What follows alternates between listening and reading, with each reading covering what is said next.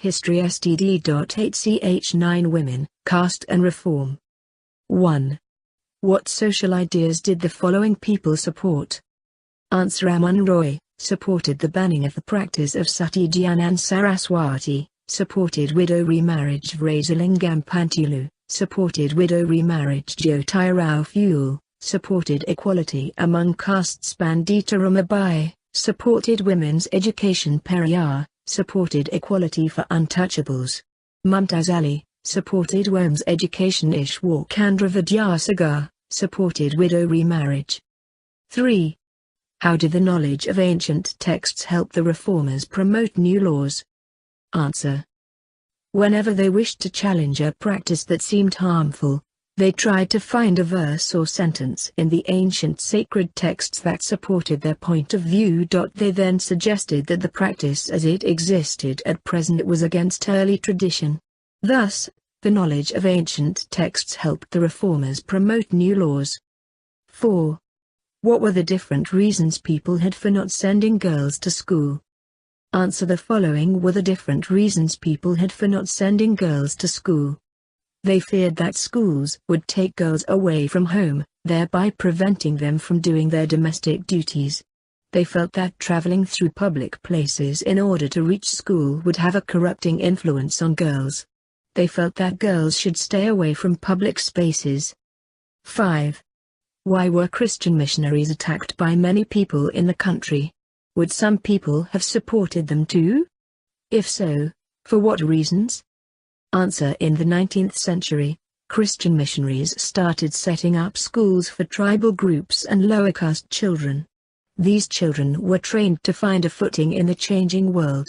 Soon the poor left the villages and started looking for jobs in the cities. People who looked down on the lower caste did not like the progress of this section of people. Social reformers would have supported the missionaries for their work against social evils. 6.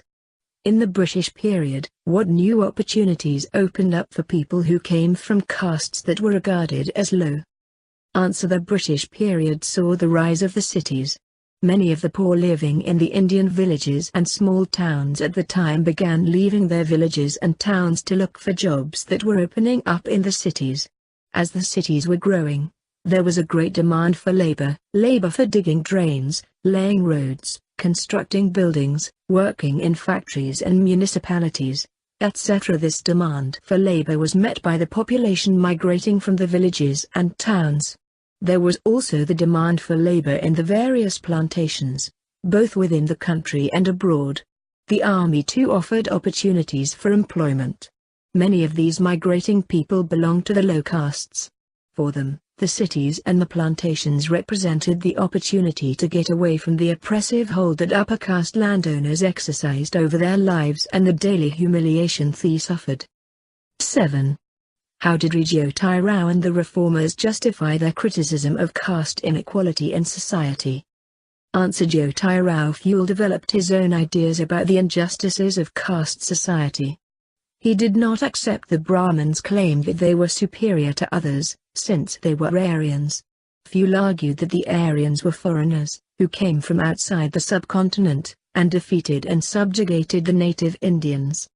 As the Aryans established their supremacy, they began looking at the Indians as inferior and low-caste people.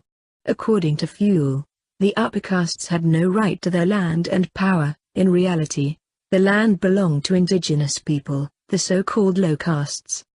8. Why did Phule dedicate his book Gulamgiri to the American movement to free slaves? Answer. Jyotirao Phule was concerned with all forms of inequalities and injustices existing in society, whether it was the plight of the upper caste women, the miseries of the laborer, or the humiliation of the low castes.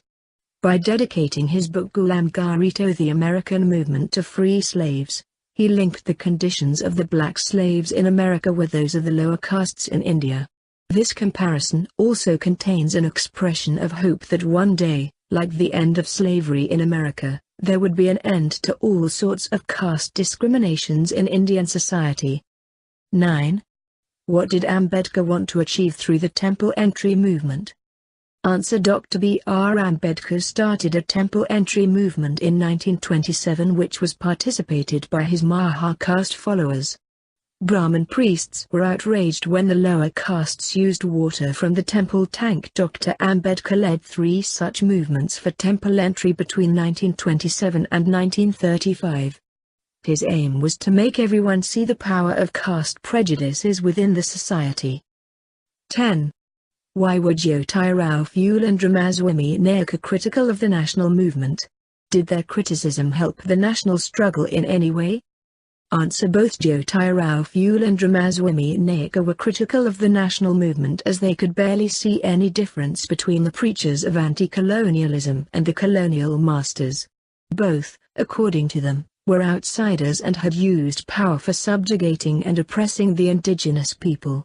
Phule believed that though the upper caste leaders were then asking people all over the country to unite for fighting the British, once the Britishers had left, they would continue with their oppressive caste policies, thereby causing divisions amongst the very people they were trying to unite. He believed that they only wished for unity to serve their purposes, and once the purposes had been served, the divisions would creep in again. Naicker's experience in the Congress showed him that the national movement was not free from the taint of casteism. At a feast organized by nationalists, the seating arrangements followed caste distinctions, that is, the lower castes were made to sit at a distance from the upper castes. This convinced him that the lower castes had to fight their battle themselves. Their criticism did lead to rethinking and some self-criticism among the upper caste nationalist leaders. This in turn helped strengthen the national struggle, as free from prejudices of caste, religion and gender, the leaders could unite and concentrate their attentions upon the single aim of overthrowing the colonial administration.